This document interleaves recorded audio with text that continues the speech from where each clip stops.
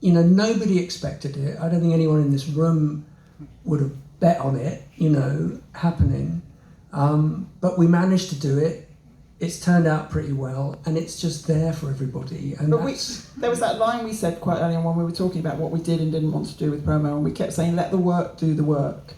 You know, the thing we've done is we've made this piece of work, you know, and it was hard. We worked really hard at it. You know, it took months, and we put loads into it, loads of heart and soul and ideas and ups and downs. And I kind of feel if it's strong enough, it can now exist out there in the world. We shouldn't have to keep supporting it and nurturing it. We've nurtured it into existence, you know. I mean, it's your kids, isn't it? It should be now. It's an adult now, this record. It's got to be out there in the world. Maybe seeing it as a film is quite a good analogy. Yeah. You know, a film doesn't go on tour. Yeah. You know, if a really good film gets made, it's just, there it is, it comes out. Yeah. It's in the cinemas for 3 or 4 weeks, and then, you know, what happens then? You know, it just sort of is there for everybody. Yeah.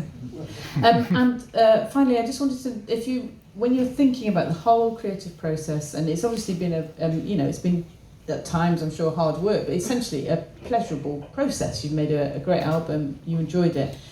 Can you think of a kind of moment that you've enjoyed, that you remember, a kind of particular moment around this album? Oh, I literally remember the first day in the studio. You know, and although, as Ben says, you know, we'd been tinkering around with music at home, working on the songs, that was the first day of us being in a studio together in all those years. And I remember coming out and just saying to you, I haven't had as much fun in, I can't remember how long. You know, it was just, and I had this real sense of possibility, like, oh my God, this is actually going to work. Nice. So yeah, I remember that day really vividly. We used to take sandwiches. That's you what know I it's remember. a trip, don't you? I loved it. You know, we'd go down to Bruno's little studio, which was just outside Bath. You know, there weren't any kind of restaurants or cafes. You know, well, there were, but, you know, not really within walking distance. So we took sandwiches and a flask of coffee, and we'd do a bit of recording and then sit in the garden outside last summer when the weather was amazing, eating sandwiches, just thinking we're making an album. And it felt really kind of, quite childlike and special, you know. It actually reminded me a little bit of making Eden, the way when we were 19, we were sort of isolated in Hull. You know, we didn't really know any other bands up there. We came up with this manifesto of how Eden should sound, and we were very bloody minded about what could and couldn't go on the record. And I felt a little bit like that when making Fuse. We were just in this little bubble. We weren't telling anyone. It was all being done in secret. Eating sandwiches. It was great. Eating sandwiches, drinking tea. I mean, it was the first record since Eden, I suppose, that no one was kind of breathing down our neck about.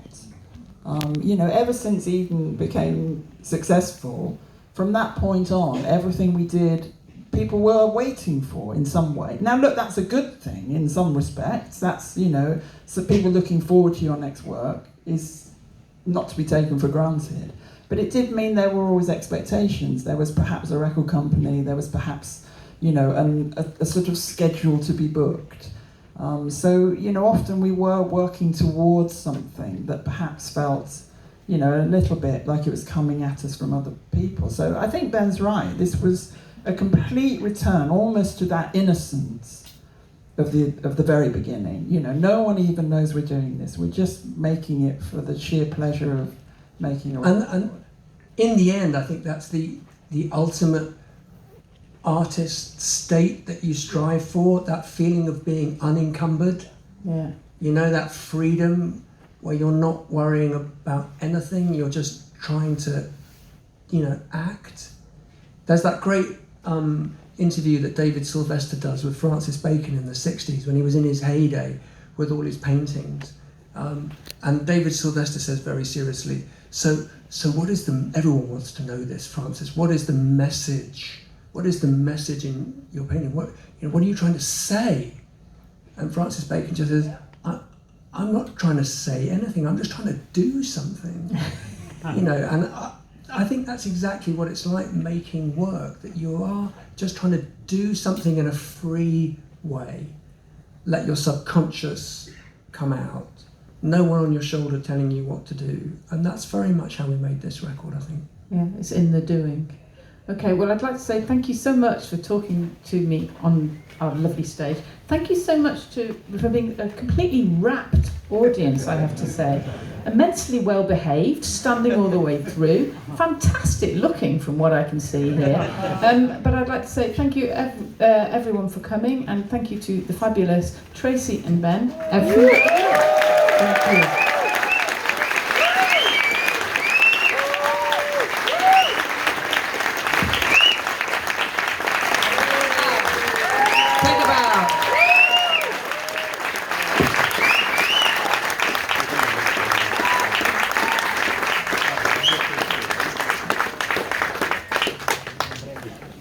parlano bene.